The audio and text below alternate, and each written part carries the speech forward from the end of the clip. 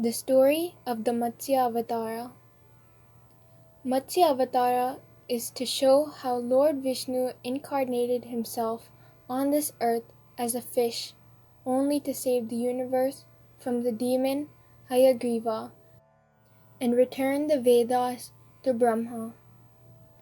There once lived a king by name Satyavrata, who was an ardent devotee of Lord Vishnu, who gave up his kingdom to his future generation and performed penance by living only on water.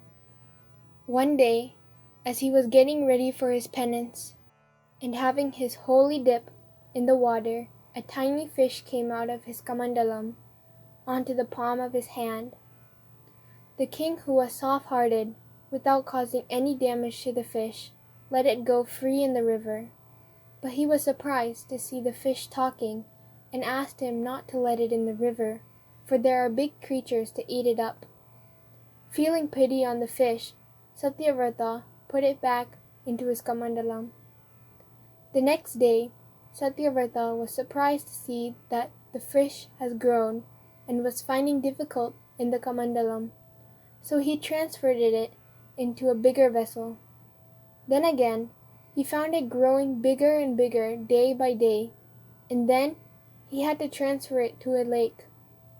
One day, he was surprised to see the fish huge and enormous, and it could find itself comfortable only in the ocean. Here, too, the fish was not happy, for it was scared that alligators and other animals of the water would kill it. The king was confused, and only then it struck Satyavrata that the fish was none other than Lord Vishnu, who has incarnated as a fish for some specific purpose. Satyavrata prostrated before the fish with folded hands and said that he is convinced, for he realized that the fish was no other than Sri Narayana.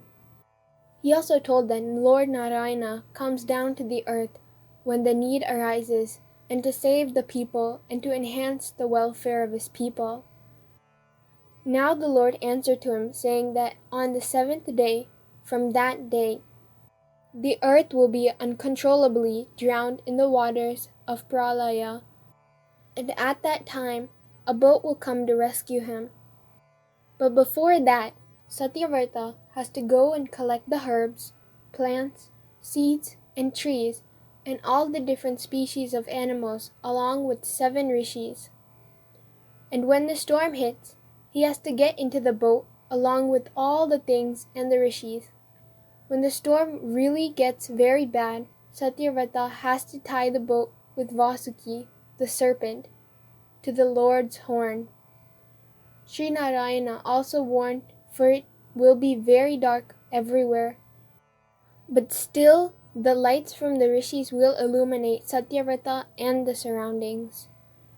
The Lord also told that he will support him during the time of Pralaya, after which Satyavrata shall gain supreme wisdom from the Almighty. Satyavrata followed all the instructions of Sri Narayana and did as he was told.